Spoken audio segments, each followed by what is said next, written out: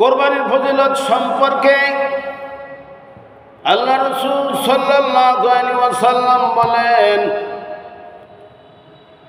আল্লাহ রাসূল সাল্লাল্লাহু আলাইহি ওয়াসাল্লাম বলেন, মা আমিলা আদামিয়্যি মিন আমালি ইয়াউমিন নাহরি আহাব্বা ইলাল্লাহি মিন ইহরাতিদ দামি ইন্নাহা লা তা'তি ইয়াওমাল কিয়ামাতি বিকুরুনিহা ওয়া আসআরিহা ওয়া আজলাফিহা ওয়া ইন্নাদ দামা লা ইয়াকাউ মিনাল্লাহি বিমাকানিন ক্বাবলা আন ইয়াকা মিনাল আরদি ফাতিবু বিহা নাফাসা।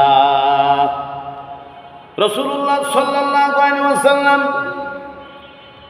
কোরবানির সম্পর্কে বলেন, কোরবানির দিন মানুষ যে কাজ করে তার মধ্যে আল্লাহ তাআলার নিকট সবচাইতে পছন্দনীয় হচ্ছে রক্ত প্রবাহিত করা, অর্থাৎ কোরবানি দেওয়া।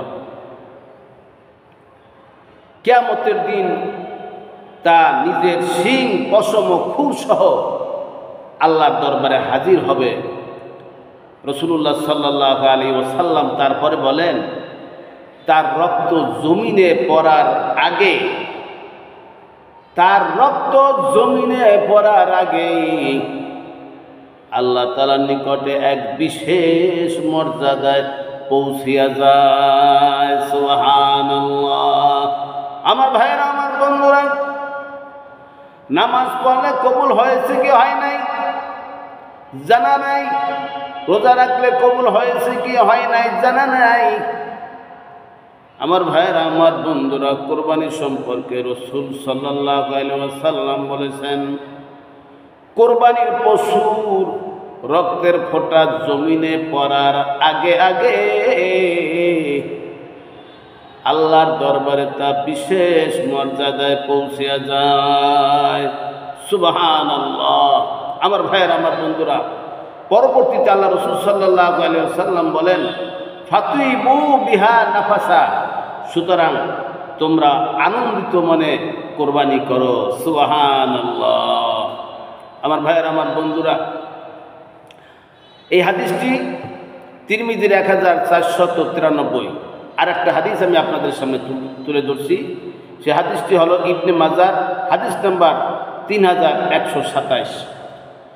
রাসূলুল্লাহ সাল্লাল্লাহু আলাইহি ওয়াসাল্লাম বলেন, ক্বালা সুন্নাতু আবিকুম ইব্রাহিম ক্বালু ফামা লানা ফিহা ইয়া রাসূলাল্লাহ ক্বালা বিকুল্লি শা'রাতিন হাসানাহ ক্বালু ফাস-সুফ ইয়া রাসূলাল্লাহ ক্বালা বিকুল্লি শা'রাতিন মিনাস-সুফি হাসানাহ। হাদিস বর্ণনাকারী হযরত যায়েদ বিন আরকাম রাদিয়াল্লাহু তাআলা আনহু বলেন, রাসূলুল্লাহ সাল্লাল্লাহু আলাইহি ওয়াসাল্লামকে সাহাবায়ে কেরাম জিজ্ঞাসা করলেন, হে আল্লাহর রাসূল সাল্লাল্লাহু আলাইহি ওয়াসাল্লাম, কোরবানি কি? রাসূলুল্লাহ সাল্লাল্লাহু আলাইহি ওয়াসাল্লাম উত্তর দিলেন, তোমাদের পিতা ইব্রাহিম আলাইহিস সালামের সুন্নাত, তোমাদের পিতা ইব্রাহিম আলাইহিস সালামের সুন্নাত। সাহাবায়ে কেরাম আবার পুনরায় প্রশ্ন করলেন, হে আল্লাহ রাসূল সাল্লাল্লাহু আলাইহি ওয়াসাল্লাম, হে আল্লাহ রাসূল সাল্লাল্লাহু আলাইহি ওয়াসাল্লাম, এতে আমাদের জন্য কি? রাসূলুল্লাহ সাল্লাল্লাহু আলাইহি ওয়াসাল্লাম বলিয়াছেন, প্রতিটি পশমের বিনিময়ে এক একটা পুণ্য তোমার আমলনামায় লেখা হবে। সুবহানাল্লাহ। আমার ভাইয়েরা, আমার বন্ধুরা, আমরা যারা কোরবানি করি, যারা কোরবানি দেই, একটা উটের গায়ে কত পশম, কত লক্ষ পশম, কত কোটি পশম জানা নাই। একটা গরুর গায়ে কত লক্ষ কোটি পশম আমাদের জানা নাই। একটা ছাগলের গায়ে কি পরিমাণ পশম আমাদের জানা নাই। একটা ভেড়ার গায়ে কি পরিমাণ পশম আমাদের জানা নাই। একটা মহিষের গায়ে কি পরিমাণ পশম আমাদের জানা নাই। একটা উটের গায়ে কি পরিমাণ পশম আমাদের জানা নাই। নবীজি সাল্লাল্লাহু আলাইহি ওয়াসাল্লাম বলেছেন, কোরবানি দাতার ওই পশু গায়ে যত পরিমাণ লোম থাকবে, পশম থাকবে, সম পরিমাণ নাকি কোরবানি দাতার আমলনামায় লেখা হবে। সুবহানাল্লাহ। আমার ভাইয়েরা, আমার বন্ধুরা, যাদের উপর কোরবানি ওয়াজিব হয়েছে কৃপণতা করিয়েন না। যাদের উপর কোরবানি ওয়াজিব হয়েছে কৃপণতা করিয়েন না, আল্লাহর জন্য কোরবানি দেন।